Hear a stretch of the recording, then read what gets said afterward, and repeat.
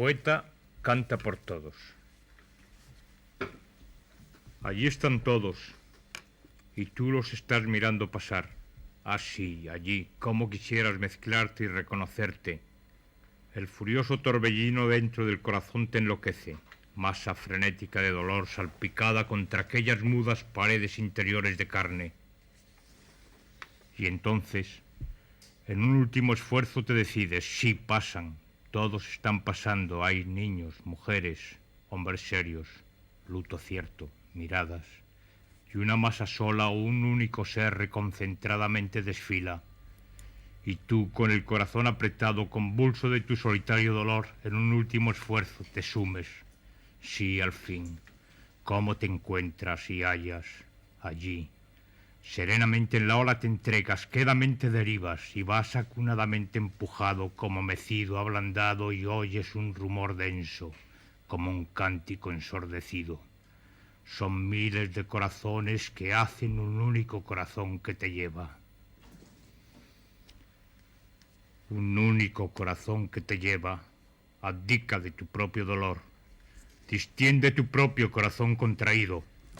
Un único corazón te recorre, un único latido sube a tus ojos, poderosamente invade tu cuerpo, levanta tu pecho, te hace agitar las manos cuando ahora avanzas. Y si te yergues un instante, si un instante levantas la voz, yo sé bien lo que cantas. Eso que desde todos los oscuros cuerpos casi infinitos se ha unido y relampagueado, que a través de cuerpos y almas se liberta de pronto en tu grito. Es la voz de los que te llevan, la voz verdadera y alzada donde tú puedes escucharte, donde tu asombro te reconoces.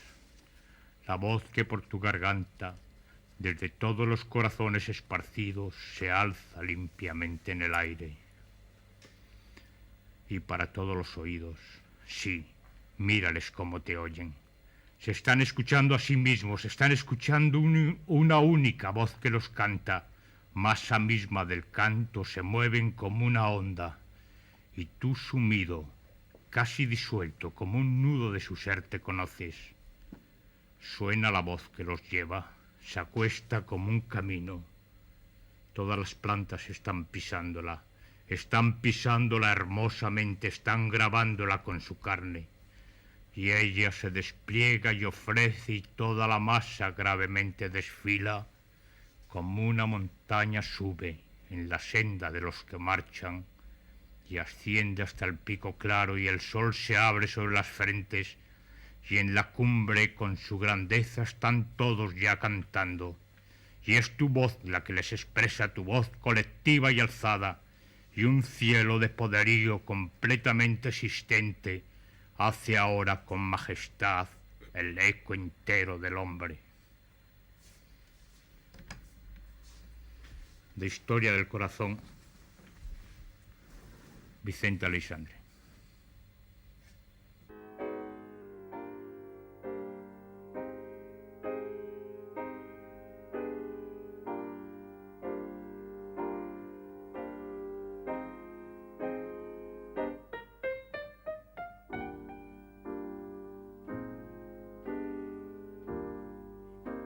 Cuando uno trata de afrontar las coordenadas básicas, cuantitativas, sociológicas, geográficas, de este exilio, de esta expatriación de la guerra civil, se encuentra con que son tan solo unos datos muy elementales y superficiales.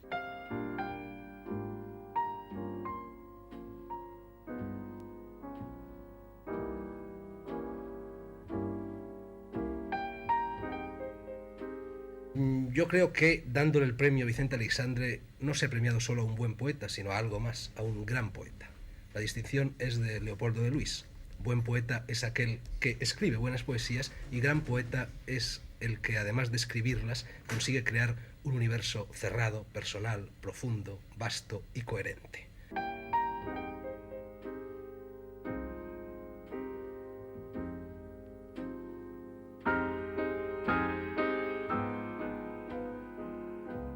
Ciertamente trato de divertirme lo más posible en todo, en la profesión, en la ingeniería y en los libros. Y es imposible prácticamente imposible, el tratar de divertirse siempre y no llevarse muchos disgustos.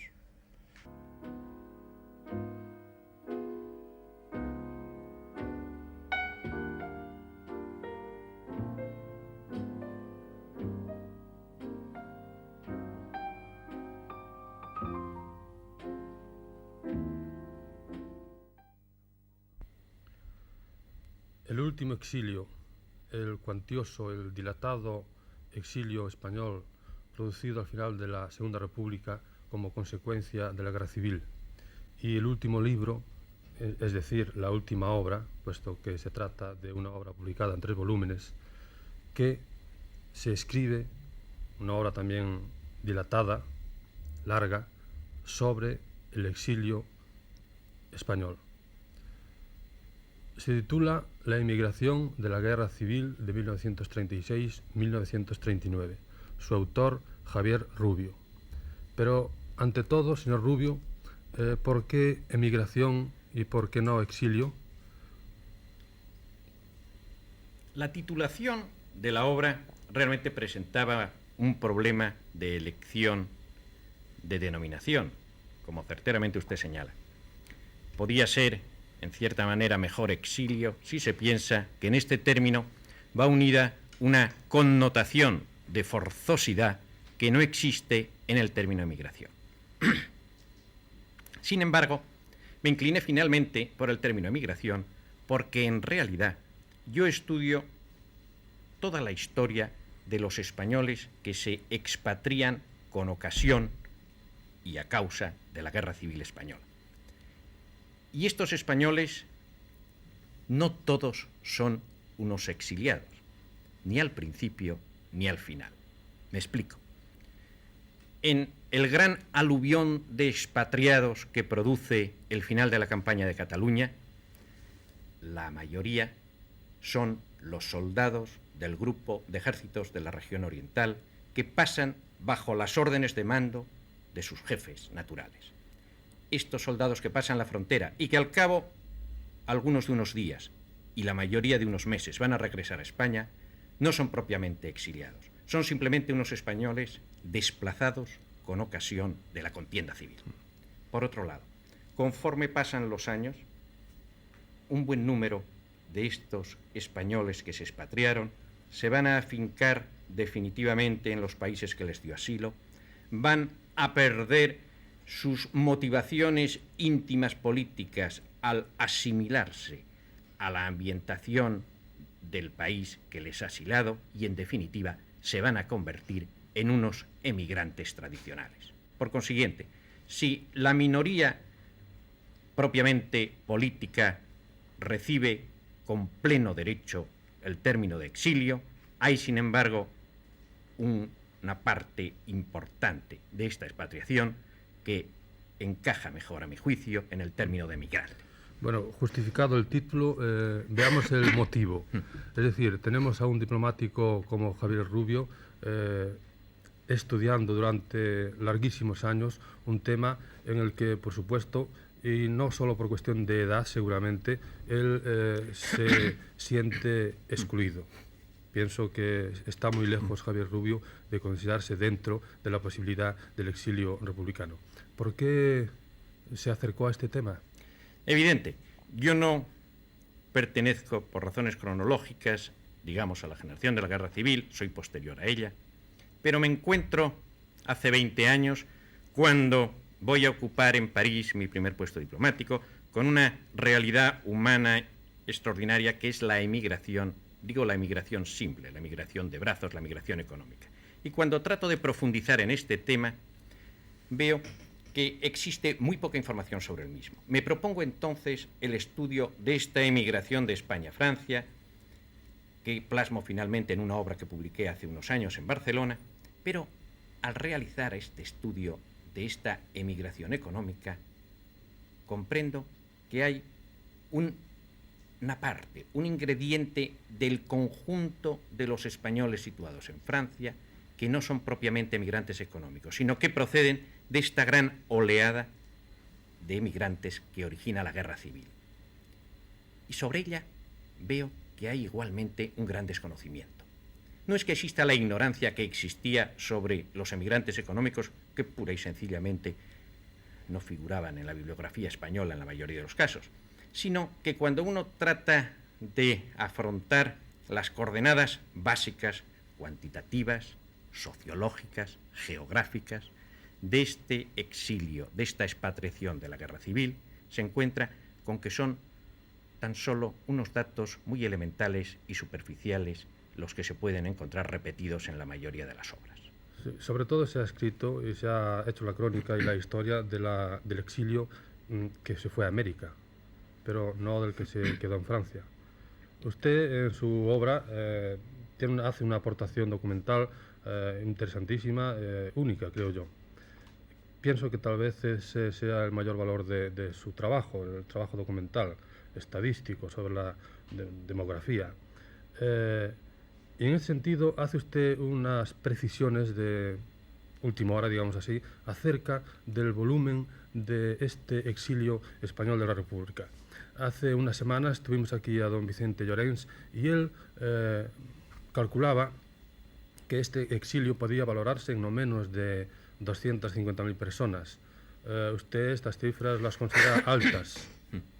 ¿Podría sintetizar? Evidente. Realmente, uno de los primeros problemas con los que yo me encuentro al abordar el estudio de la emigración de la guerra civil es que se trata de una emigración política. Al ser una emigración política, quiere decirse que está impregnada de motivaciones y de esencias de política que son muchas veces oscurecedoras y a veces hasta incompatibles de la auténtica objetividad y precisión de los datos. Y estas motivaciones se proyectan también, probablemente, sobre la propia cuantificación del exilio. Es curioso, y lo digo y señalo en mi obra, cómo la cifra, por ejemplo, de los emigrados de la guerra civil, de los exiliados, si queremos llamarlos así, que pasan a Francia y quedan en Francia, se valora por todos los historiadores entre 250.000 y 350.000, y algunos más, durante los años de la Guerra Mundial, cuando queda perfectamente claro, porque así lo establece el propio ministro del Interior en el gran debate parlamentario del Congreso de París en el mes de marzo del 39, en el mes de diciembre del 39, y porque así incluso pues es recogido en las publicaciones oficiales del Instituto Nacional de Estadística francés, que a fines de 1939 no quedaban más que 140.000 emigrados españoles de la guerra civil en Francia, aproximadamente unos 100.000 en edad militar y unos 40.000 de mujeres, niños y varones de más de esta edad militar. Realmente creo que la exactitud de este orden de magnitud es totalmente indiscutible. A esa cifra supongo que habría que sumar los cerca de 20 o más de 20.000 españoles emigrados a México, 4 o 5.000 en otros países hispanoamericanos. En el norte de África había también 10 o 15.000, a la URSS se habían ido 6.000, ¿no? Bueno, pero si hacemos el balance a fines del año 39, tenemos que tener en cuenta que entonces no van 20.000 a México, sino que van solamente hasta entonces 8.000. Y cuando digo 8.000 o 8.750 y tantos, me estoy refiriendo nuevamente no a unas noticias que se transmiten oralmente de unos a otros españoles o mexicanos, sino a los datos que publica y constan oficialmente en la Dirección General de Estadística de México. El historiador tiene que ir a los datos primarios si realmente quiere hacer una aportación objetiva importante, y en este caso no cabe la menor duda. Para entonces, los que están en el resto de los países americanos no pasan de 1.500, de 1.000 o 2.000. Los que han ido a la Unión Soviética, que esos 6.000 efectivamente, contando los anteriores, los niños, que son aproximadamente la mitad o algo más de la mitad que salen durante los años de la Guerra Civil desde el norte de España, pero aún así resulta que hay que tener en cuenta que las emigraciones no se detienen, mejor dicho, las repatriaciones no se detienen en el año 39. Uno de los aspectos fundamentales que señalo en mi obra es cómo el gobierno francés cambia la política en el momento en el que Francia entra en la Guerra Mundial.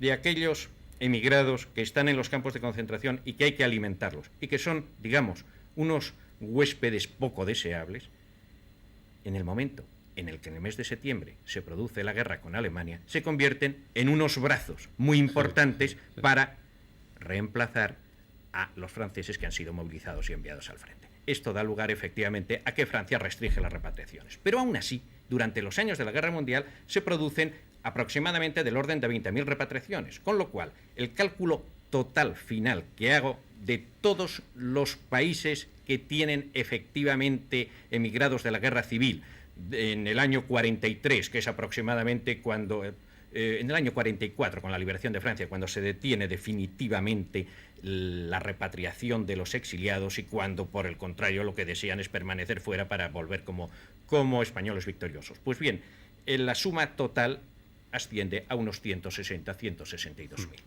Bien, tal vez tampoco la cuestión de los números sea el aspecto más dramático de este fenómeno del exilio. Podemos pasar, si le parece, a otro tema, es decir, la acogida que estos exiliados, sean cuantos sean, reciben en los diversos países a los que llegan. Hay el caso ejemplar de México y hay otros casos negativos que tal vez no valga la pena ni mencionar. Y hay el caso, en cierto modo, polémico de Francia, que tuvo un comportamiento con los cientos de miles de exiliados españoles realmente deleznable, en cierto modo.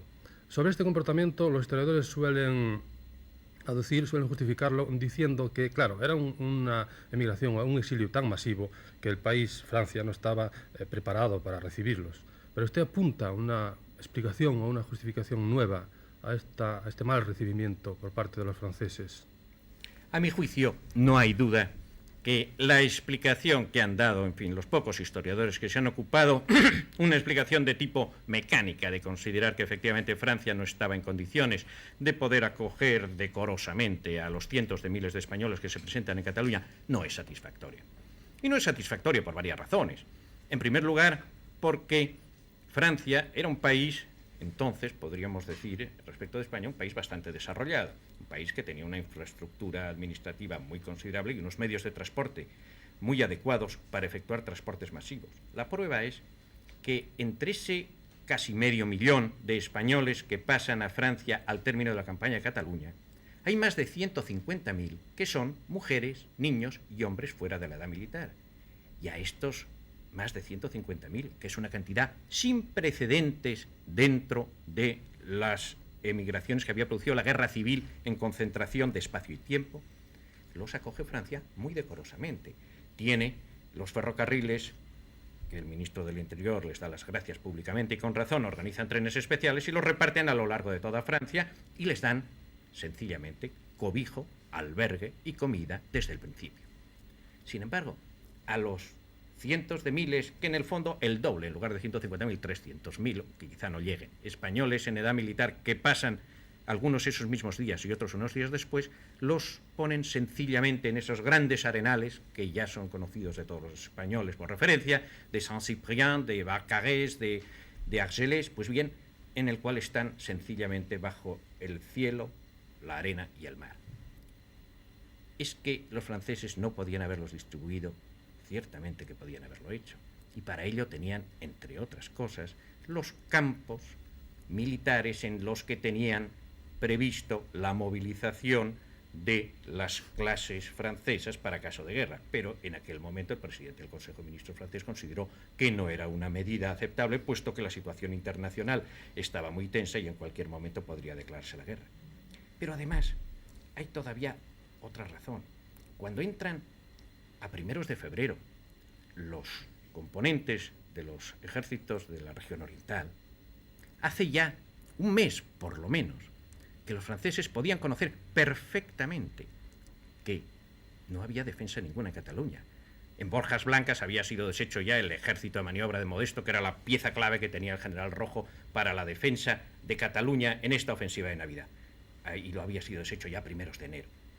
Los franceses tenían sus agregados militares, sus informes de primera mano siempre. Lo podían conocer, que en cualquier momento podían presentarse cientos de miles de españoles y tenían semanas enteras para establecer, aunque fuera improvisadamente, pero más decorosamente, un sistema de acogida. Sin embargo, se resisten a ello. La razón es que en Francia, como se considera indeseable este fenómeno masivo de recepción, no se le quiere ver.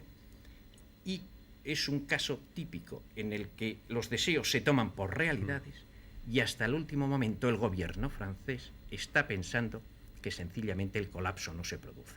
En vísperas de la toma de Barcelona está el ministro de la República en París, Álvarez del Valle, almorzando con varios ministros franceses y le dicen que no va a haber problema, puesto que Barcelona va a ser un nuevo Madrid.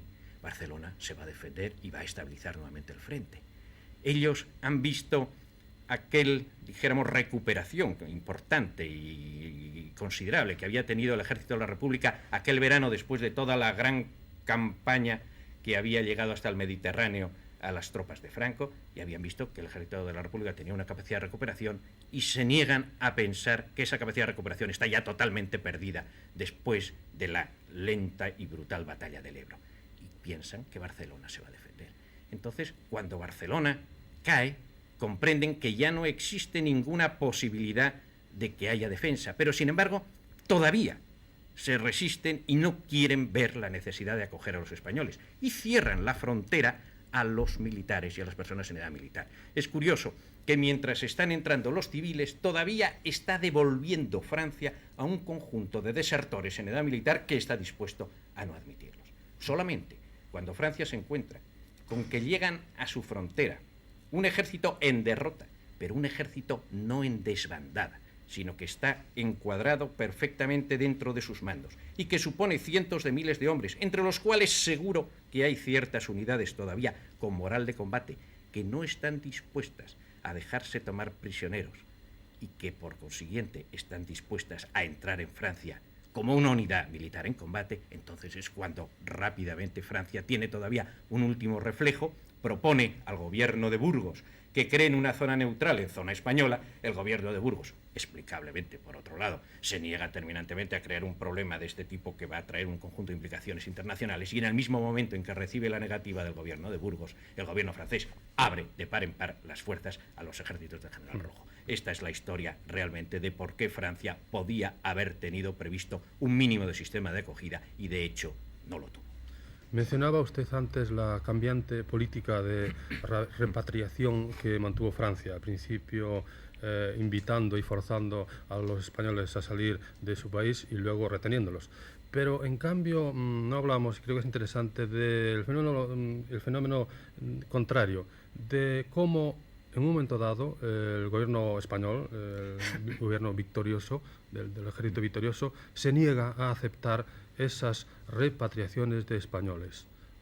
Hay incluso un episodio en que Prieto interviene para negociar el famoso tesoro del Vita para que Franco reciba con ciertas garantías a esos exilados, y esas negociaciones no tienen éxito. ¿Cómo fue eso?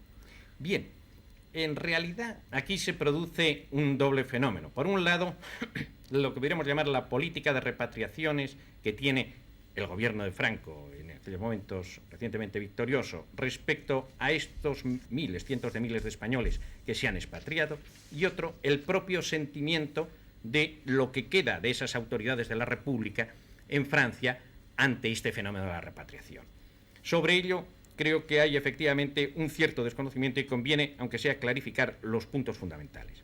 Inicialmente, la postura del gobierno de Franco es una postura de acoger a los, digamos, emigrados de tropa, al exiliado que ha salido forzado por las maniobras militares y que en conjunto pues es sencillamente el trabajador, el campesino, el obrero normal. Y cuidando, a través de que entonces está vigente la famosa ley de responsabilidades políticas, la repatriación, caso por caso, de personas que han ocupado puestos de mayor importancia o responsabilidad. Ahora bien, en el primer momento, cuando España está dispuesto a recibir a estos españoles, se presenta el problema con Francia, el gobierno francés, del cumplimiento de los acuerdos de Begar-Jordana, en el cual Francia, digamos, adopta una postura reticente en el cumplimiento de estos acuerdos, y el arma que utiliza el gobierno español es el de suspender las repatriaciones, con lo cual tiene un medio de presión importante sobre el gobierno francés, que quiere deshacerse, estamos en la primavera ahora del año 39, deshacerse de aquellos cientos de miles de españoles. Hacia el mes de mayo se arreglan este contencioso franco-español y entran prácticamente pues la gran mayoría durante los meses de junio, julio, agosto, el verano del 39, de miles y miles de españoles hacia España. Pero llega el momento de la Guerra Mundial. Francia, hemos dicho cómo efectivamente cambia su política, y España empieza a cambiarla entonces también. Empieza entonces a cambiarla también porque efectivamente el pozo que ha quedado en Francia ya es un pozo que tiene una mayor densidad de politización, y entonces quiere efectivamente tomar unas precauciones importantes. Esta política restrictiva francesa, esta política restrictiva del gobierno de Franco solamente va a cambiar cuando los acontecimientos internacionales y la Guerra Mundial sufra ya el gran giro y se produzca el final de la Guerra Mundial con la victoria aliada y con un nuevo tablero internacional que aconseja al gobierno de Franco tomar otra postura. Pero sobre el tema concreto de las conversaciones que había mantenido Prieto, que les mantuvo precisamente con Lequerica en aquellos momentos en París, era amigo personal de Lequerica, por otro lado, son interesantes porque demuestra cómo los dirigentes del exilio eran personas, como en toda guerra civil, pues que tienen unas ideas políticas naturalmente contrarias a los de la otra mitad, pero hombres, lógicamente, responsables y patriotas también, comprenden que el sitio de los españoles es España, y aconsejan claramente, y los socialistas, los primeros, los republicanos también, el propio movimiento libertario, reproduzco yo precisamente en mi libro, en el último volumen, una circular del movimiento libertario en el cual indica cómo deben dirigirse hacia España las personas que no tengan esta responsabilidad especial. Todos ellos tratan de cauzar hacia España a estos miles de españoles.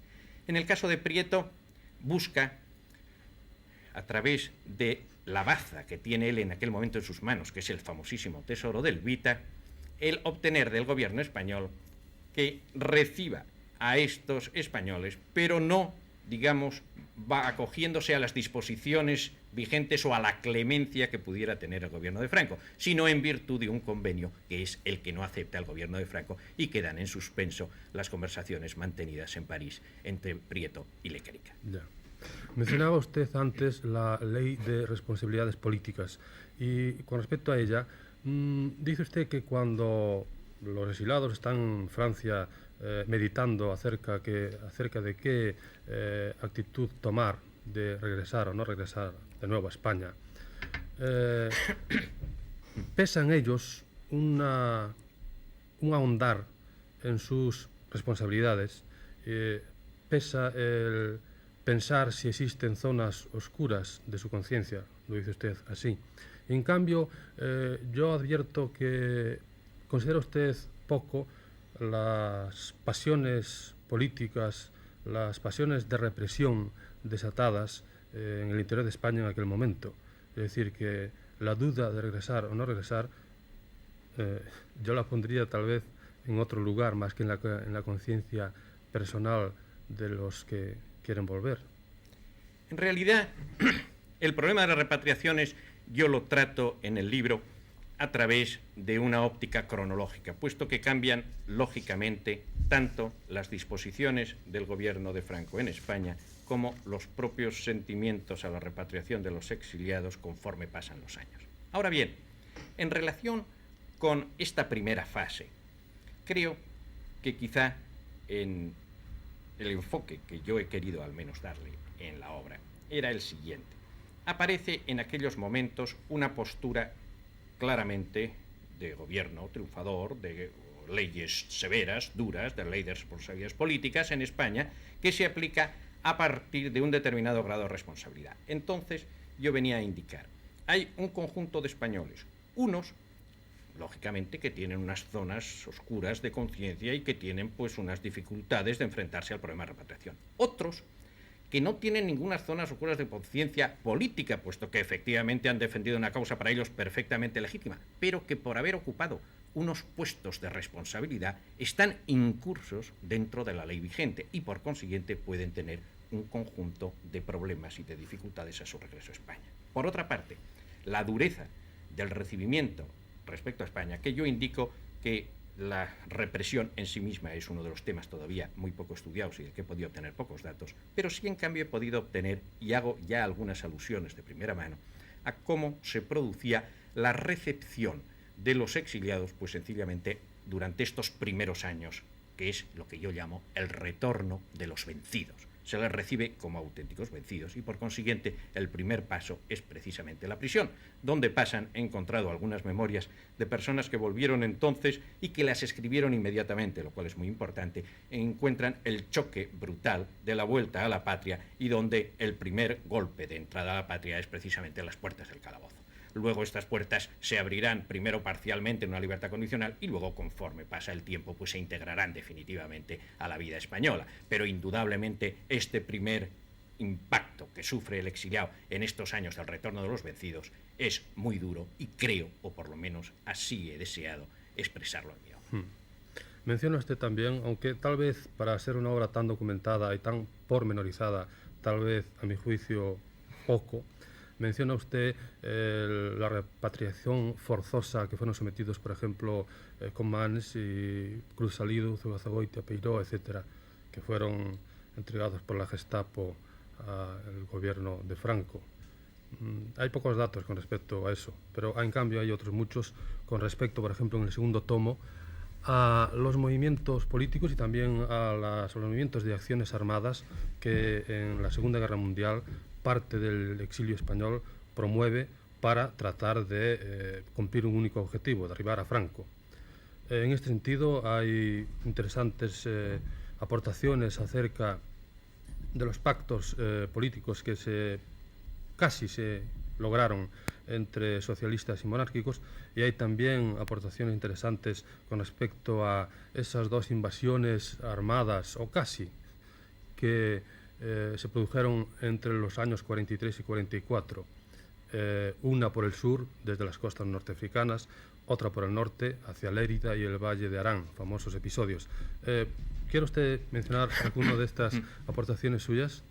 Bien, en realidad, sobre el primer tema suscitado, que es el de las repatriaciones obligatorias y concretamente la entrega por la Gestapo de estas figuras conocidas de Zugazagoitia, Cruz Salido, Companys, Rivas Sheriff y algunos otros, mi idea ha sido el tratar también en parte de desmitificar este tema.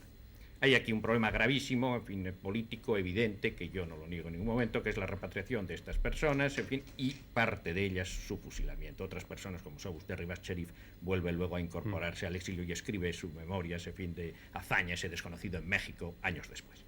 Pues bien, lo que trato es, en primer lugar, de decir, no solamente existe esta minoría, sino vamos a ver, como en todo el enfoque que hago de la obra, cuántas repatriaciones hay, no solo de los líderes, sino de los hombres de tropa. Y entonces descubro e indico de cómo efectivamente hay una entrega del orden de varios centenares de mujeres, de exiliados, que entrega las autoridades alemanas a España. Por lo consiguiente, ya doy un dato nuevo sobre esta referencia. Por otro lado, en el momento en el que se producen estas entregas a España, he querido también desvirtuar una de las afirmaciones que se hacen mucho en multitud de libros, el hecho de que Francia había entregado a estos personajes políticos en virtud de un proceso de extradición. No, esto es totalmente inexacto. Vichy se resistió siempre, dicho sea en su honor, a entregar a ningún refugiado político en virtud de procesos de extradición que se incoaron efectivamente por la España de Franco.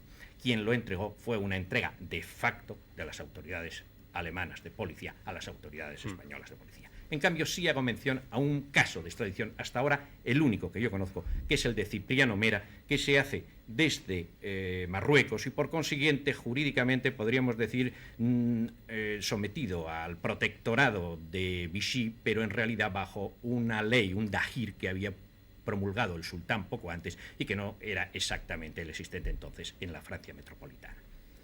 Sobre el segundo aspecto de la llegada o la intervención, es lo que yo llamo la acción bélica de los exiliados en el momento en el que está terminando victoriosamente para los aliados y por consiguiente para ellos, puesto que es la derrota de los grandes valedores de la España nacional durante la Guerra Civil, tanto en el sur como en el norte de España, hay a mi juicio dos aspectos claramente distintos. El primero es el de los desembarcos del sur de España, que son unos desembarcos dirigidos estrictamente para mantener la guerra de guerrillas que entonces existía en el sur de España, sobre todo, y por consiguiente para mantener la moral y abastecerlos en armas y en víveres y tomando algunas medidas de carácter de sabotaje a sí mismo para mantener la inquietud dentro de este sur de España.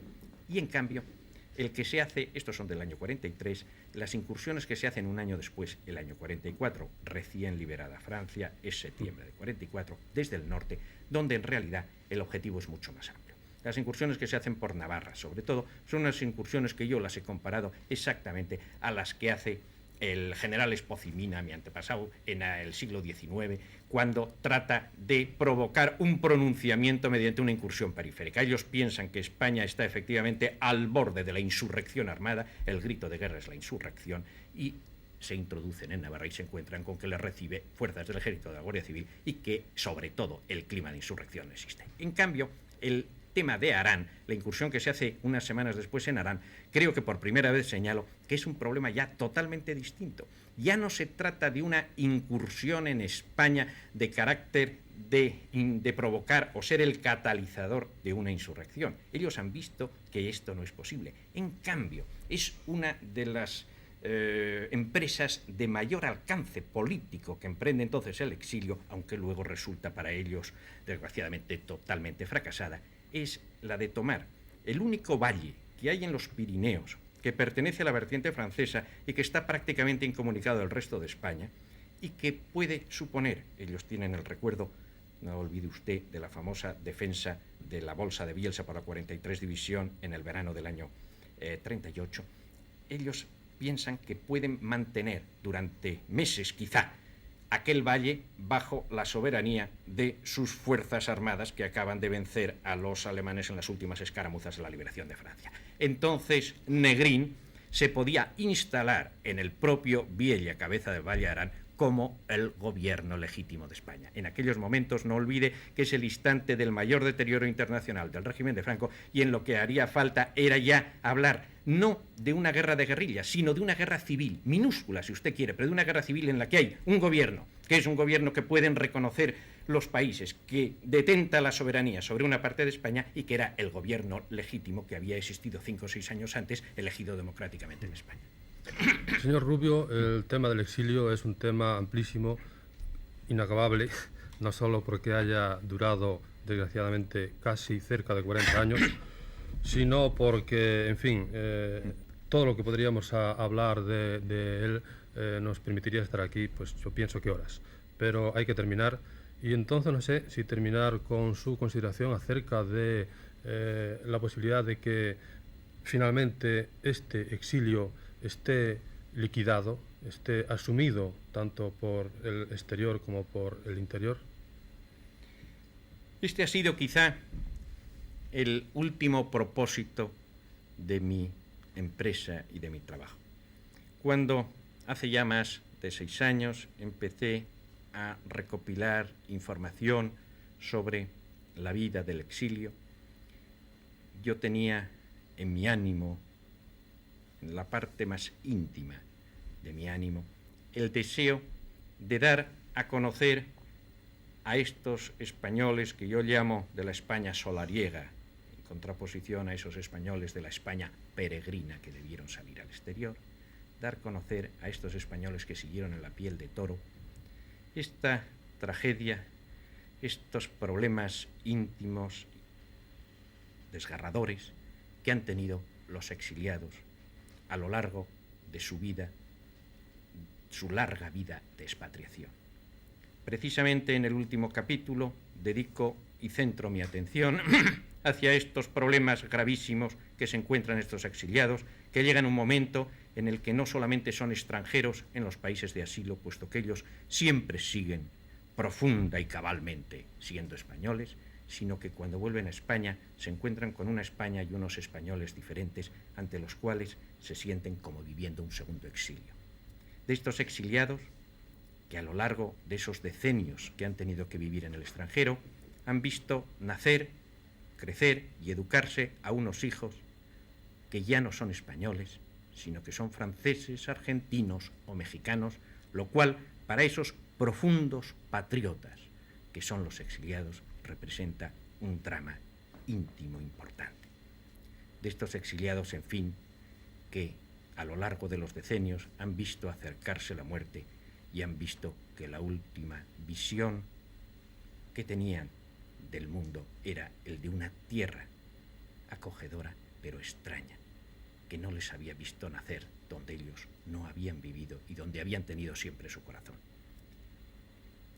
Mi ánimo estaba, pues, en presentar a estos españoles que han tenido la fortuna de no vivir estos dramas desgarradores y prolongados de año tras año en el exterior, toda la nobleza, la grandeza, la servidumbre, las humillaciones, los problemas, la verdadera tragedia del exiliado. De manera que cuando el exilio o la parte que queda del exilio se reintegre, como en parte está ya sucediendo actualmente, puedan facilitarse en alguna medida la reincorporación y reasimilación definitiva en España y podamos los españoles hacernos con mayor elementos de juicio y con mayor conocimiento de causa el firme propósito de que todos los españoles tenemos una patria común, y es aquí donde, pensando cada uno lo que crea más adecuado para su patria, debemos, podemos y tendremos que vivir.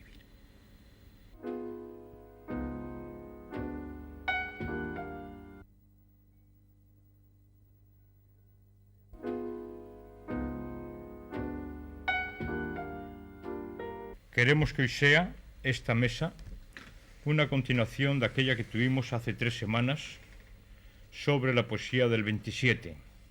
Si no recuerdo mal, tú y yo coincidimos en Sombra del Paraíso como uno de los libros fundamentales del 27, sin despreciar, por supuesto, ni la destrucción o el amor, ni espadas como labios.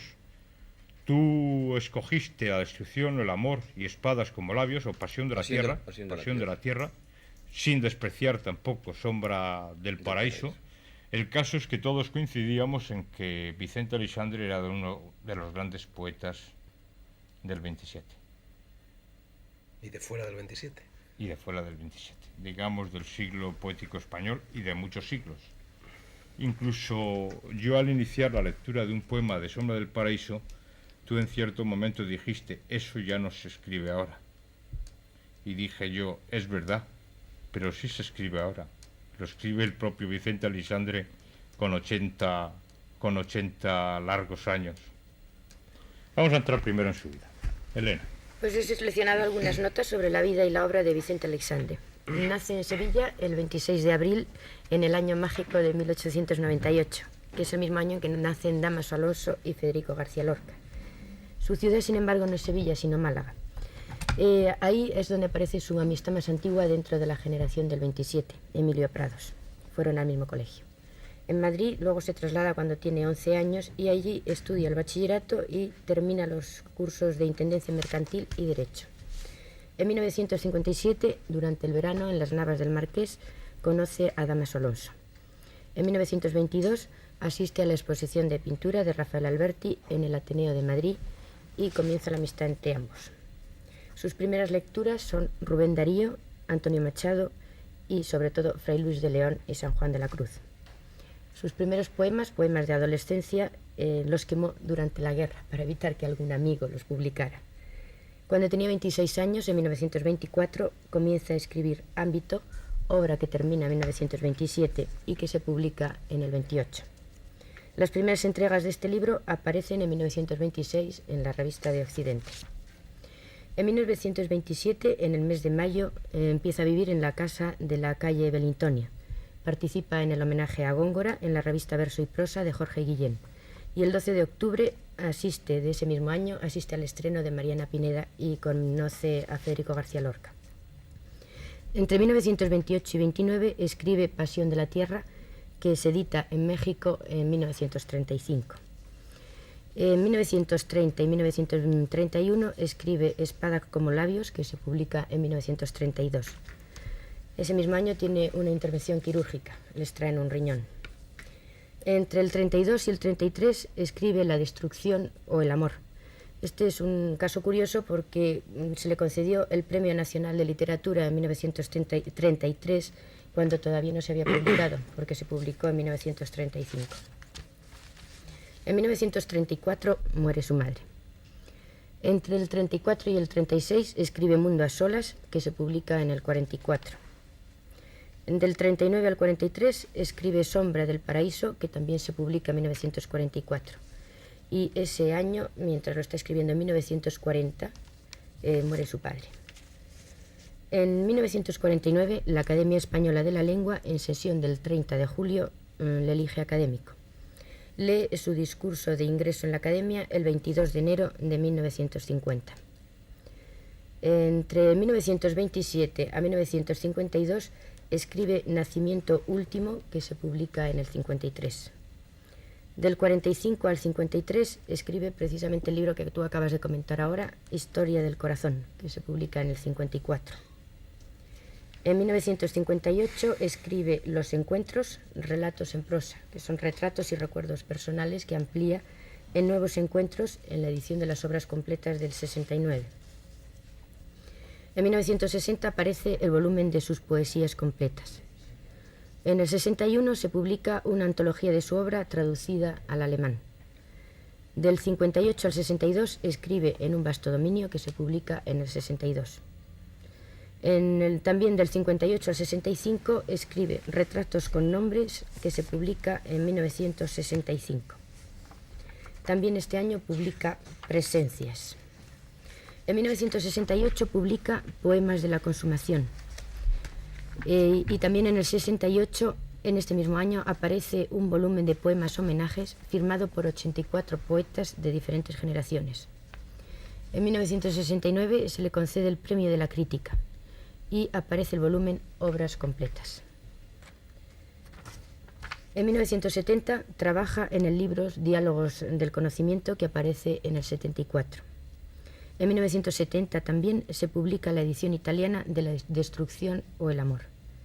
En el 71 se publica una antología de su obra dedicada al tema El mar y la noche. En el 73, al cumplir los 75 años, se le rinde un homenaje público. Son la Asociación de Mujeres Universitarias de Madrid. En el 74, varios profesores españoles y extranjeros presentan su candidatura para el Premio Nobel. Y aparece en Estocolmo la edición sueca de una antología de su obra. En el 74 se publica Diálogos del conocimiento. También en el 74 el diario Pueblo le declara el poeta más famoso y popular. Y en el 75 le rinden un homenaje los alumnos de la Facultad de Letras de la Universidad de Extremadura y aparece la edición francesa de La destrucción o el amor. En 1977... Según explica Rafael Conte en El País, parece ser que en el 75 estaban ya las actas redactadas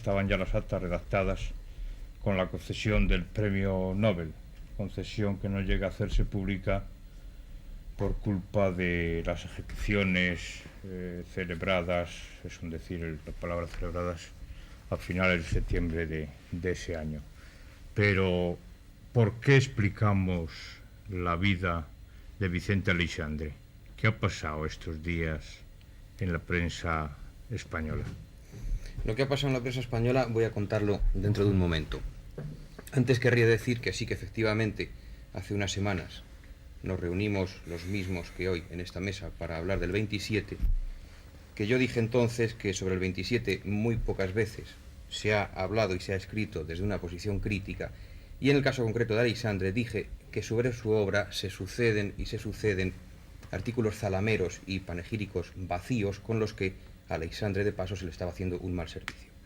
Bueno, pues ni siquiera ahora, recién concedido el Nobel, he leído por ahí demasiados artículos que vayan más allá de la pura anécdota personal. En fin, solo quería dejar constancia de este hecho.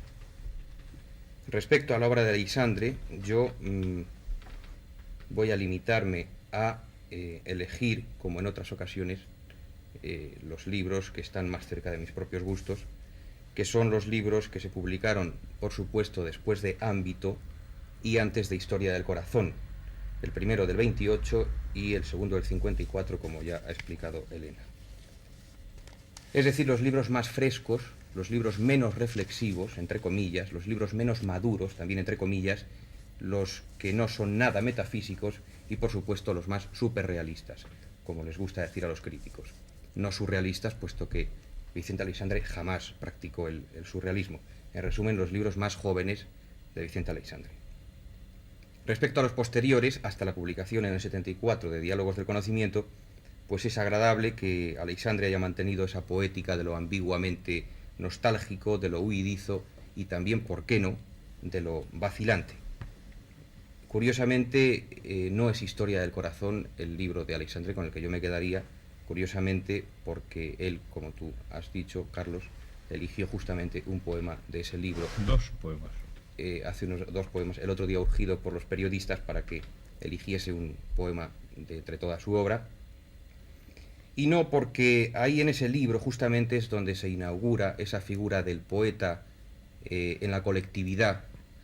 El nosotros desplaza al yo, y yo concretamente prefiero al yo individual y no al nosotros colectivo en la obra concreta de Vicente Aleixandre.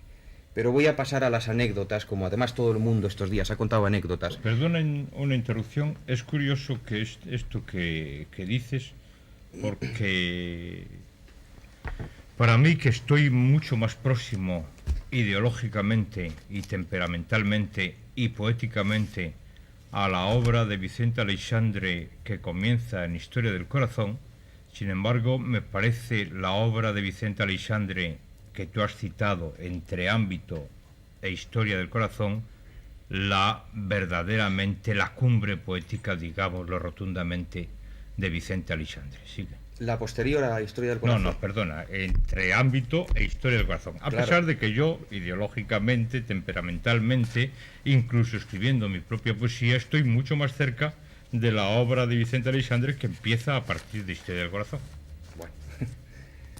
Quiero decir que la poesía tiene sus categorías, independientemente de los apriorismos que cada uno, con los apriorismos con que cada uno enfrentemos esa poesía. Es decir, tú prefieres la obra primera de Vicente Aleixandre, pero te sientes más próximo a la segunda parte. La segunda parte de Vicente Aleixandre está más próxima a mí, y sin embargo prefiero la obra primera de Vicente Aleixandre. Bueno, mi caso es el siguiente. Yo prefiero la primera parte de la obra de Vicente Aleixandre y además también estoy más cerca de esa primera parte. Esa suerte tiene esto. Eso es. Bueno, me pedías que contase lo que ha pasado en la prensa, y sí que lo voy a contar, porque ha sido bastante lamentable.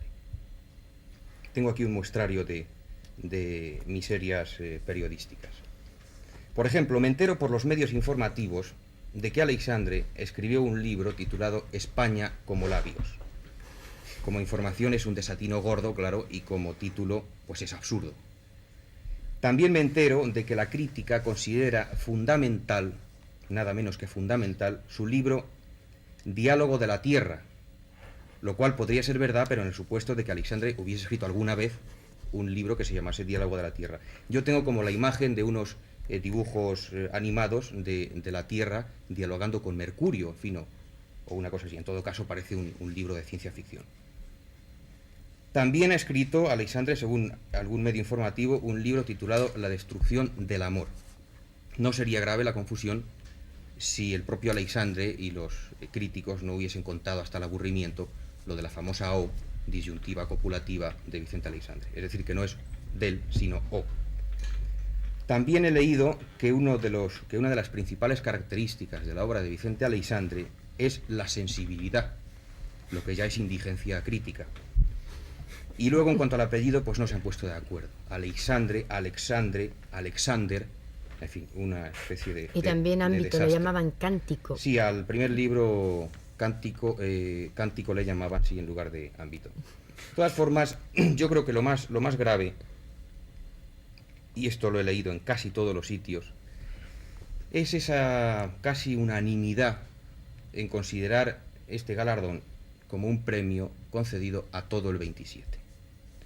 Yo creo que esto es un reflejo de esa tendencia casi general a confundirlo todo, a meterlo todo en el mismo saco, a que todo tenga como más bulto, y claro, cuanto más bulto, menos perfiles, y cuantos menos perfiles, menos trabajo de identificación y más comodidad. Bueno, siguiendo tu lista de despropósitos Faltan o de muchas, falta pero de no quería informaciones, extenderme. quiero contarte algo que oí ayer por la noche en la radio. Un periodista sueco ha matado a Dámaso Alonso. Ha matado porque ha dicho que de los 3 poetas que quedan, de los 3 poetas grandes que quedan vivos del 27, que son Vicente Aleixandre, Jorge Guillén y Rafael Alberti, ha sido Vicente Aleixandre el que ha recibido el premio Nobel. O sea, Como Dámaso Alonso no consta, Dámaso Alonso no consta, ni consta se Gerardo supone Diego. que para él habrá muerto. ni consta Gerardo Diego, ni consta Juan Larrea. En fin, como ya hemos dicho aquí otras veces, hablando de esto del 27, en el 27, al que se supone que la Academia Sueca ha galardonado, y no lo creo, en el 27 hay de todo, hay de todo, hay poetas peores y mejores que Vicente Aleixandre, y por haber de todo, hay incluso poetas cuya lucidez, y me refiero al caso concreto de Juan Larrea, una vez más, no ha sido reconocida, por supuesto, ni será, por la Academia Sueca, pero no solo por la Academia Sueca, sino por gente mucho más próxima a nosotros, al 27 y a este país. En fin, este es un pequeño catálogo de monstruosidades, pero ha habido muchas más y no me quiero extender. Bueno, la prensa española se ha cubierto de gloria, pero parece ser que la prensa transpirenaica no le han dado a la zaga, demostrando que también al norte de los Pirineos cuecen habas de paletería. Quizás sería de acuerdo, pero quizás sería más normal porque al fin y al cabo Vicente Aleixandre es un poeta nacido en Sevilla, es decir, no ha nacido en Lyon. Sí, bueno, y vamos a la suerte para parte, él. Sí, vamos a la parte fundamental que te ha correspondido, porque fíjate, el propio periódico El País, que publicó una extraordinaria entrevista de Rosa María Pereda con Vicente Aleixandre el viernes 7 de octubre, el día siguiente, el sábado, hacía, recopilado por Rosa María Pereda, una serie de juicios de poetas jóvenes. Bueno, aparte de que es muy divertido ver estos juicios en el contexto de un premio Nobel, o sea, son tan superficiales como los que tú acabas de citar, en periodistas que no tienen por qué conocer de poesía, son tan superficiales los juicios y arrimando tanto el asco a su sardina, que a ver si de alguna forma tú, Fernando, que siempre te hemos tenido por muy independiente y por muy solicista, nos profundizas un poco, aunque sea abuela pluma, en la obra de Aleixandre. Profundizar va a ser difícil porque yo no solo no he leído El País ni el resto de la prensa española, sino casi todavía no he tenido tiempo de enterarme de que a Aleixandre le han dado el premio Nobel, porque hasta anoche me encontraba por tierras de Marruecos y solo el sábado, 2 o 3 días después, me enteré leyendo un sueltecillo arrinconado en un periodicucho marroquí en la 5ª página abajo, en la esquina inferior, que a Aleixandre le habían dado el premio Nobel. Todavía no he tenido tiempo para pensar, por lo tanto todo lo que pueda decir será efectivamente muy abuela pluma. En cambio sí he tenido tiempo, no ya para alegrarme, sino diría para emocionarme. Aleixandre para mí fue una especie de comadrona poética. Cuando yo creía que podía ser poeta en esos años 55 y 56, en los cuales tú dirigías la revista Arcos, yo dirigía también otra revista, Aldebarán, en compañía de algunos compañeros de estudios y de fatigas, José Ramón Marra López. En la que colaboré. Por supuesto. José Ramón Marra López, el que luego escribiría lo de la narrativa española en el exilio, Carlos Romero, que hoy es catedrático de literatura española en Ca' Foscari y en Venecia, Javier Muguerza, que parece ser que va para eximio filósofo, y fue precisamente Javier Muguerza, que era malagueño y por lo tanto tenía contubernios localistas con Aleixandre, el que nos llevó un día a esa famosa casa del Metropolitano, que en los años duros de la posguerra fue la Torre de Marfil en la que se había refugiado no ya la poesía, sino incluso la dignidad nacional. Verdaderamente todos los poetas buenos y malos, jóvenes y viejos de aquella época nos sentíamos en aquella casa de Vicente Aleixandre, si no en el paraíso, sí a la sombra del paraíso. Y entonces Aleixandre nos recibió y nos trató siempre a lo largo de varios años con exquisita cortesía, con amor, con comprensión, ejerciendo lo que ha ejercido a lo largo de toda la posguerra, y es un magisterio similar al que en su día ejerciera Juan Ramón para los hombres del 27 y de otras generaciones, pero sin las estridencias, sin las arbitrariedades, sin los bruscos cambios que Juan Ramón imponía a su protección. Yo creo que dándole el premio Vicente Aleixandre no se ha premiado solo a un buen poeta, sino a algo más, a un gran poeta. La distinción es de Leopoldo de Luis. Buen poeta es aquel que escribe buenas poesías y gran poeta es el que, además de escribirlas, consigue crear un universo cerrado, personal, profundo, vasto y coherente. La obra de Vicente Aleixandre para mí es sobre todo eso, un organismo en marcha cuya cara se va modificando como se modifica la cara de las personas, pero debajo de sus arrugas, debajo de sus variaciones y de sus mutaciones existe siempre el mismo talante, el mismo humor, la misma sangre. Vicente Aleixandre, hombre que por su enfermedad no fue nunca joven, tampoco es ni será nunca viejo, sigue en la brecha a sus 80 años con verdadero ímpetu juvenil, y ello nos acerca, nos aproxima a otra de las constantes de Vicente Aleixandre, que es el vitalismo que generalmente no ha sido suficientemente señalado por la crítica. Vicente Aleixandre, a mi juicio, es el poeta más vital de toda la generación del 27, lo cual es doblemente meritorio en un hombre enfermo, recluido y solitario, relativamente solitario por lo menos respecto a la sociedad, como lo ha sido siempre él. Otra de las constantes de la obra de Aleixandre, que lo convierte en un hombre de nuestro tiempo, es la defensa de lo elemental, de lo puro, frente a toda clase de artificios, frente a toda clase de vestiduras. En ese sentido, yo creo que en la poesía de Aleixandre hay una especie de mensaje casi ecológico, de ecología metafísica, muy saludable también en estos tiempos parlamentarios que corren, porque sabido es que todos los parlamentos pueden correr el riesgo de convertirse en máquinas que vomiten leyes sin cesar, leyes que se devoren a sí mismas, y Aleixandre nos ha dado siempre la lección de que toda ley es reaccionaria porque atenta siempre a la libertad de uno o a la libertad de muchos. En este sentido, Vicente Aleixandre no es desde luego un poeta fuera de la ley, pero sí es un poeta contra la ley. Otra de las cosas que creo yo que se han premiado, todos los aspectos que se han premiado con este Nobel, es las innumerables voces que resuenan en Vicente Aleixandre. Vicente Aleixandre es un poeta de ruptura, pero no un poeta iconoclasta. Dije hace un momento que era un hombre de nuestro tiempo, pero es también un clásico. Desde el arcipreste de Ita, que me parece que ha sido José Luis Cano el que ha señalado que resuena en la destrucción o el amor también el arcipreste, sentía el amor como destrucción, como anhelo de muerte, hasta los místicos que por supuesto están también en ese misticismo panteísta que señaló Damaso Alonso y que está en este libro de Aleixandre y en todos, hasta Fray Luis, esta defensa de lo puro y de lo elemental, hasta Rubén Darío, una presencia que no debemos olvidar, que fue la que precisamente puso en marcha el mecanismo poético de Aleixandre en las Navas del Marqués en el año 17, cuando Damaso Alonso le prestó un libro que no sé si era una antología o algún libro o las obras completas de Rubén Darío. No hay ningún factor, ningún elemento poético en la obra de Aleixandre que se deba a Rubén, pero sí en cambio hay el mismo humor, la misma manera de enfrentarse a la poesía, el mismo caudalismo, la misma dedicación absoluta que había en la poesía de Rubén Darío, y el propio Aleixandre ha reconocido esta deuda. También Bécquer, por supuesto, el poeta que se incorpora violentamente en la destrucción o el amor, que está detrás de toda la generación del 27. Y no solo voces nacionales, sino también voces extranjeras, como la de Hölderlin. Sombra del Paraíso, lo ha señalado también, me parece, algún crítico, es un libro que incorpora este poeta entre los poetas, que es Hölderlin, que por cierto ahora en España está teniendo una clamorosa resurrección.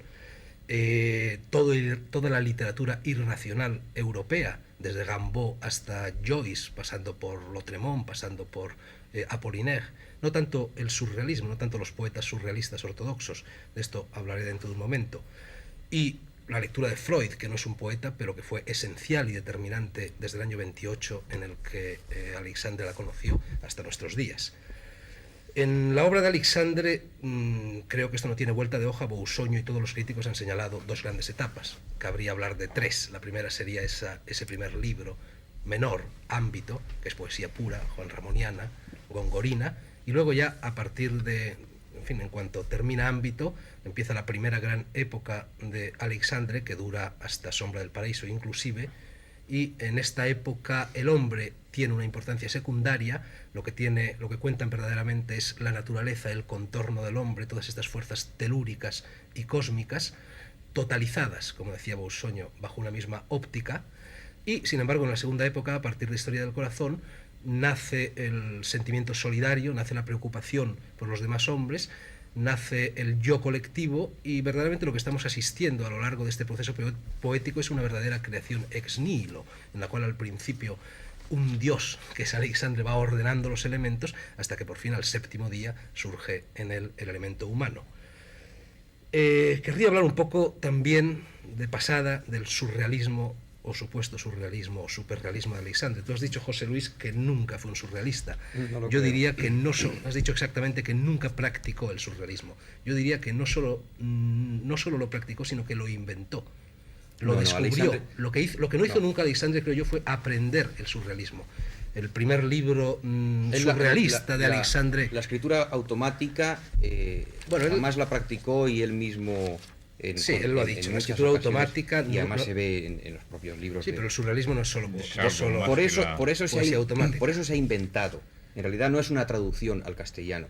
Por eso los críticos se han inventado justamente el término superrealismo, porque no se han atrevido a señalar a Aleixandre como un poeta surrealista. Pero en fin, de todas formas, estás en tu perfecto derecho. El superrealismo no es una invención de los críticos, sino es exclusivamente una traducción. Sí, realismo en francés es superrealismo en castellano. Te quiero decir que no me vale como traducción. Es decir, yo he tratado todas las veces que he escrito sobre Aleixandre de, a mi vez, inventar esta pequeña historia de que el superrealismo no es una traducción del surrealismo, sino que es una forma de llamar a la poesía, de nombrar a la poesía de Vicente Aleixandre.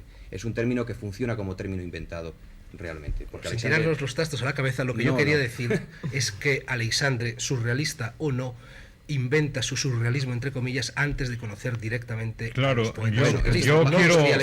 Yo quiero decir que el su que tú has dicho en este momento es lo determinante en este caso, o sea que en cierto sentido los dos tenéis razón. Para mí, claramente, estoy de acuerdo contigo en que Aleixandre es un poeta surrealista total y absolutamente. Lo que pasa es que es un poeta surrealista que se llama Vicente Aleixandre. Además, sea o no sea surrealista, no pasa nada. Es decir, no, por supuesto, no pasa nada. Vamos, en realidad yo creo que no solo es surrealista, sino que es lo que no ha dado el surrealismo francés. Un gran poeta. No hay en todo el surrealismo francés un poeta de la talla de Aleixandre. Y terminando e insistiendo en esto del surrealismo, yo querría citar al otro gran poeta, para mí, de la generación, que es Luis Cernuda, que dice que Aleixandre es absolutamente surrealista en 3 de sus libros, que son Pasión de la Tierra, Espadas como labios y La Destrucción o El Amor, y añade una frase muy inteligente y muy inquietante. Dice que anteriormente ya Guillén había dicho que el surrealismo de Aleixandre debía entenderse como estímulo. Concretamente la frase de Guillén era una invitación al riesgo de la libertad imaginativa. Lo que Cernuda añade es que para Aleixandre el surrealismo fue no tanto una liberación como una máscara bajo la cual entredecir lo que de otro modo no hubiese tenido valor para aludir en su obra. Esto nos devuelve una de las aureolas más importantes de Aleixandre, que es el misterio. Aleixandre es un gran misterio no solo como poeta, sino un gran misterio humano. Y ciertamente el premio Nobel, afortunadamente para Aleixandre, no nos va a ayudar a desvelar este misterio, ni va a ayudar a desvelarlo a esos palurdos del norte del Pirineo que ahora se enteran de que existe este poeta. Tú has dicho muy bien por qué se le ha concedido el premio Nobel a Aleixandre. En primer lugar, porque es un gran poeta. En segundo lugar, habría que anotar coyunturalmente, digamos la palabra una vez más, habría que anotar, hacer unas anotaciones políticas. Probablemente a ningún otro poeta de los vivos, de los grandes poetas vivos españoles, se le podía conceder. Rafael Alberti por pertenecer al Partido Comunista y haber estado exiliado, Jorge Guillén por haber estado exiliado también, ya a un exiliado se le concedió, fue a Juan Ramón Jiménez, Dámaso Alonso, porque aunque él ha sido un hombre totalmente independiente a nuestro juicio, sin embargo parece exteriormente que puede tener ciertas concomitancias con el poder, como haber sido presidente de la Real Academia de la Lengua, y el verso aquel que yo citaba el otro día de Pablo Neruda, pues claro, pesa también sobre Dámaso como se pesa sobre Gerardo Diego. Entonces el único que quedaba libre de mancha, digamos, el único que quedaba permanentemente durante todos estos años en el exilio interior que hemos dado en llamar, era Vicente Aleixandre. Gracias a Dios, encima los suecos han tenido la suerte de que Vicente Aleixandre, como tú has explicado perfectamente, era un gran poeta. Quiero terminar rotunda, es un gran poeta. Quiero terminar rotundamente, lapidariamente, diciendo que desde luego, ya te lo dije antes, joder, que si yo eligiese poéticamente, elegiría, como así hice cuando hablamos de la generación del 27, Sombra del Paraíso de Vicente Aleixandre, pero si yo eligiese ideológicamente, vivencialmente, realizadamente, que se dice ahora, políticamente, elegiría Historia del Corazón. Y cierro así, porque a partir de Historia del Corazón fue cuando el poeta social por antonomasia, Gabriel Celaya, escribió su cantata en Aleixandre, donde, como os recordaréis, va citando versos del poeta y va él creando sus propios versos. Y en unas notas para una cantata en Aleixandre escribe Celaya: hay poetas que andan y hay poetas que nunca salen de lo suyo. Entre los del 25, Aleixandre es un paradigma de los primeros y por eso un estupendo compañero de camino. Hay poetas de su grupo a los que en ciertos momentos he admirado más, pero no hay ninguno que me haya tenido en él de un modo tan continuo y a la vez siempre tan sorprendente. Ejemplo contrario dentro de los 25 es el remetido Luis Cernuda, buen poeta, sin duda, pero que me suena a viejo, no antiguo, por repetidor ilimitado. En otro aspecto advierto que la confesión de un Alberti o un Neruda, con los que ideológicamente estoy mucho más de acuerdo, no me interesa tanto como la evolución dialéctica y todavía sin resultado claro de Vicente Aleixandre. Esto lo escribía en Papeles de Son Armadans en 1958 Gabriel Celaya. Gracias a Dios, España tiene un reconocimiento verdadero, gracias a Vicente Aleixandre, que por suerte Fernando es un gran poeta.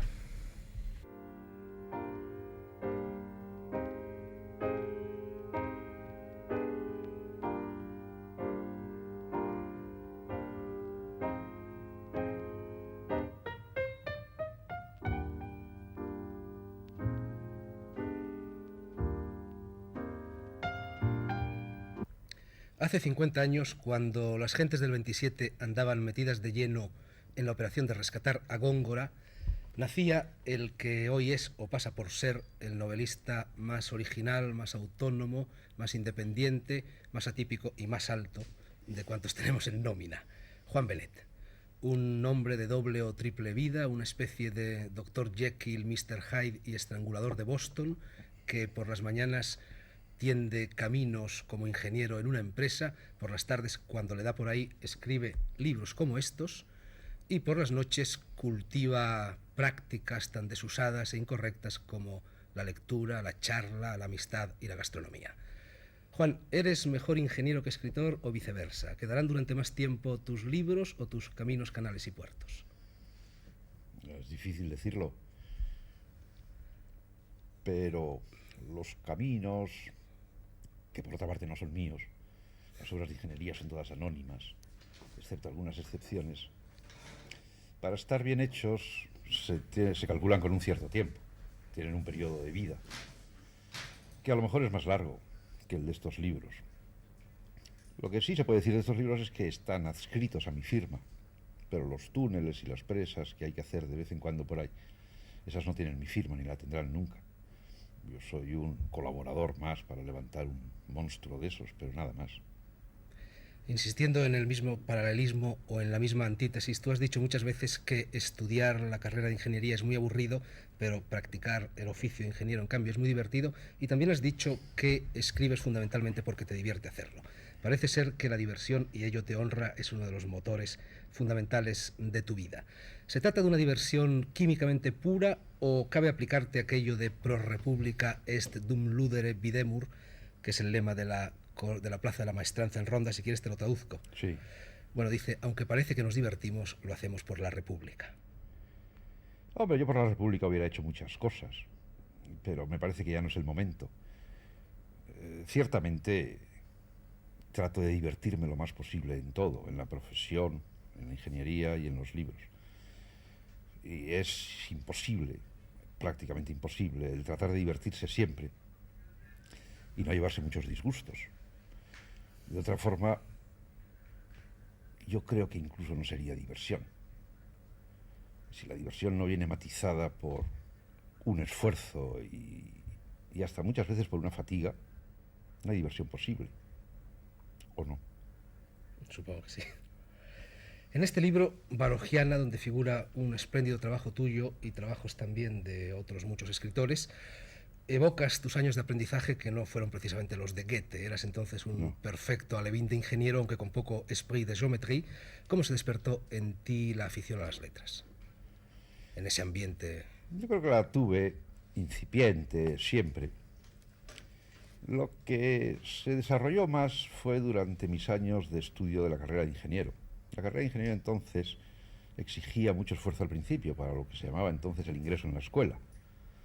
Pero una vez ingresado en la escuela te dejaba mucho tiempo libre. Era una carrera que permitía disfrutar de muchas horas al día. La escuela solo se iba por la mañana y por la tarde yo no lo hacía. Con estudiar un par de horas pues se podía aprobar toda la carrera perfectamente. Mis compañeros, por aquello de que éramos una especie de grupo selecto dentro de la sociedad madrileña, los ingresados en la Escuela de Caminos, aprovechaban esas horas libres para dar clases de matemáticas y ganarse unas perras. Y una vez intenté dar una clase de matemáticas y me echaron. Lo cuentas precisamente en este libro. No sé si eso lo cuento, pero el caso es que me echaron. Me sentí tan avergonzado que no me decidí a dar ninguna clase más. Recuerdo que un alumno me preguntó qué es la suma. ¿La suma con una M o con dos? La suma, la suma. Teológica. La suma.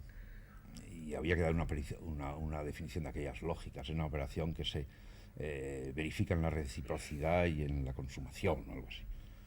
Y yo no lo supe definir y me echaron de la academia. Pero me echaron los alumnos y dijeron, es usted un indocto. Y bueno, pues a pesar de que tenía buenos amigos y me divertía por las noches estudiando la carrera, pues me dediqué a leer.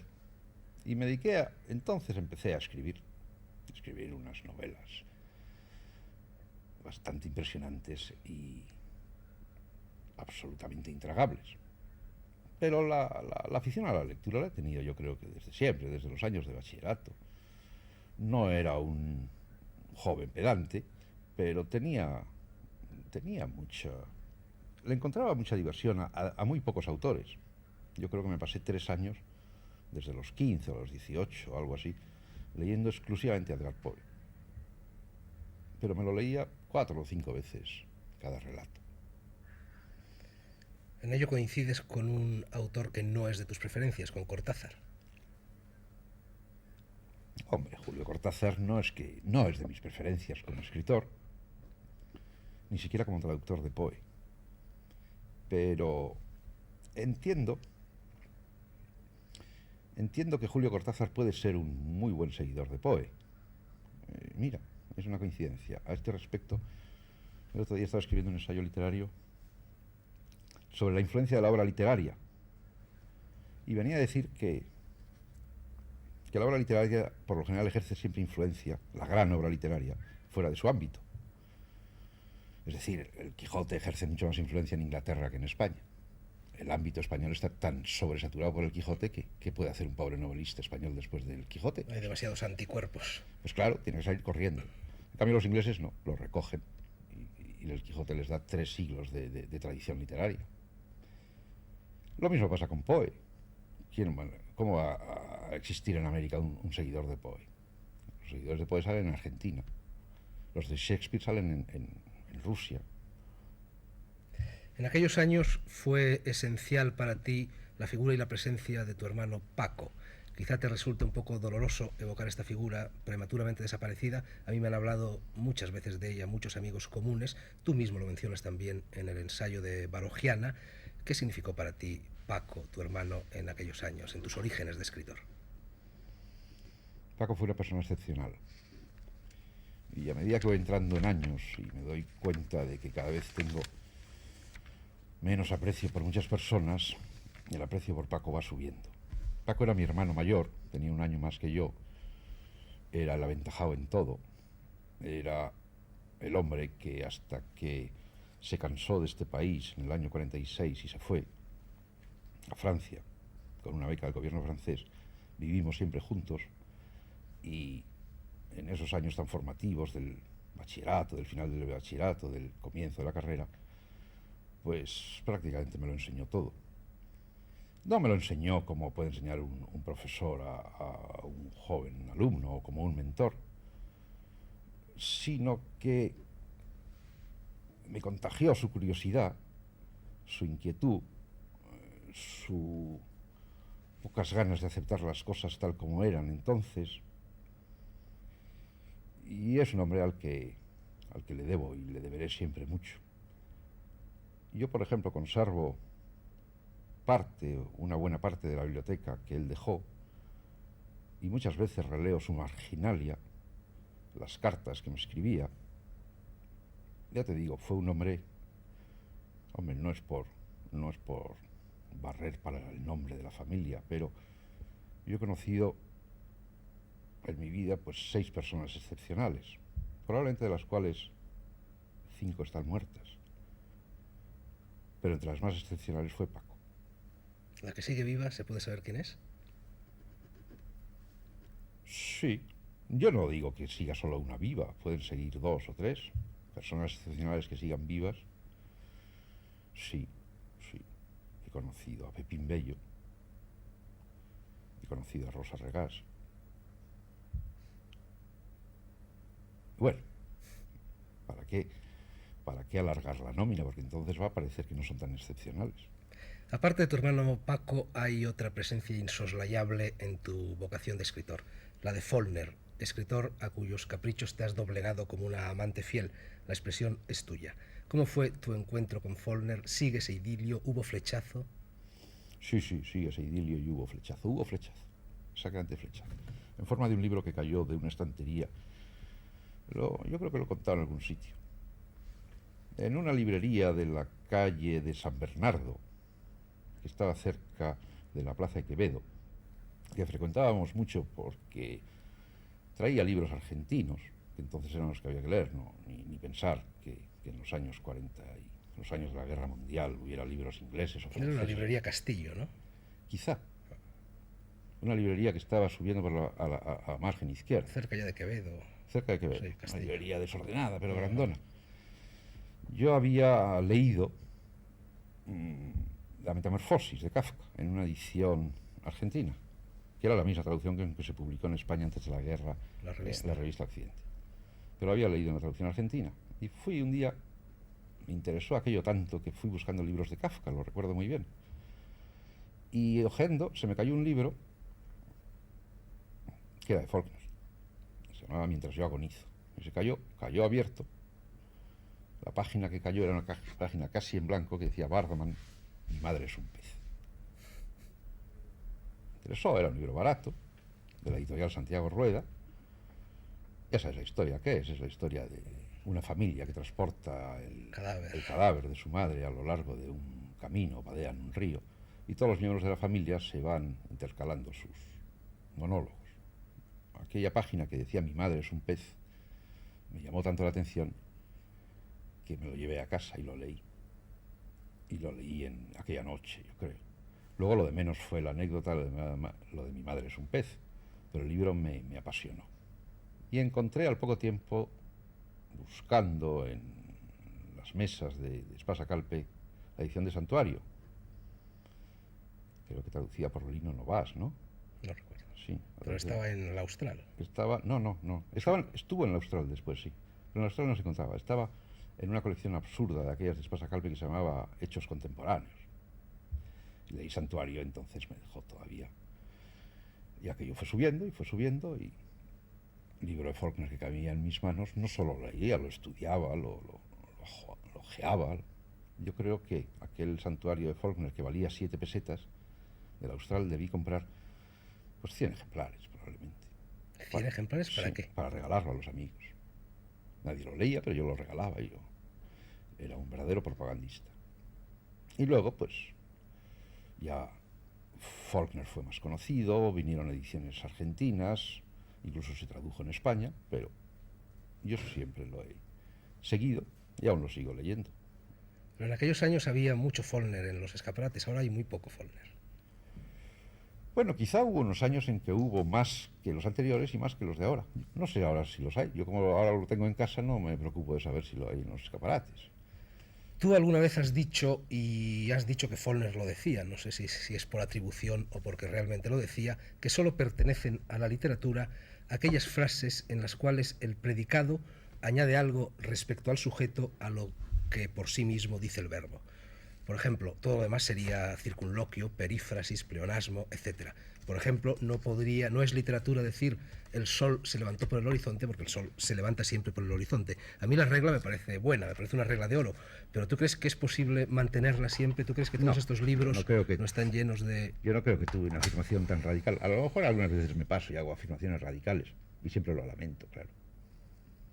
Prefiero matizar más. Yo vine a decir en un prólogo a una edición de Palmeras Salvajes,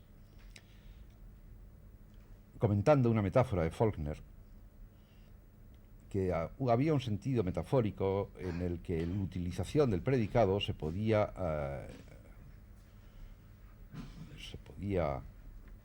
poner como contrapunto del juicio sintético a priori de Kant. Es decir, si no recuerdo mal, la metáfora o la frase de Faulkner era en uno de aquellos episodios en que el penado va en una barquilla atravesando la inundación del Mississippi, pues dice, en aquel ultrajado y atónito instante. A nadie se le ocurre poner los adjetivos ultrajado y atónito a un instante. Es decir, es un atributo, es un predicado que al sujeto le añade todo. Redondea, lo enriquece, lo hace crecer, le da una personalidad y una calidad respecto a otros instantes antecedentes y consecuentes que lo destaca. Eso es gran literatura. En definitiva, se trata de una destrucción sistemática del tópico. O como decía Flaubert, el arte se trata de enaltecer lo vulgar. Un instante es igual que el otro, como tal instante, como medida de tiempo, pero como vivencia literaria no. Es sacar lo vulgar de su propia vulgaridad y convertirlo en otra cosa, en una individualidad. Es decir, la noche oscura, pues la noche ya se sabe que es oscura. Eso no es añadir gran cosa a la noche. ¿Y la noche oscura del alma? La noche oscura del alma, eso ya como es del alma, ya puede ser algo más.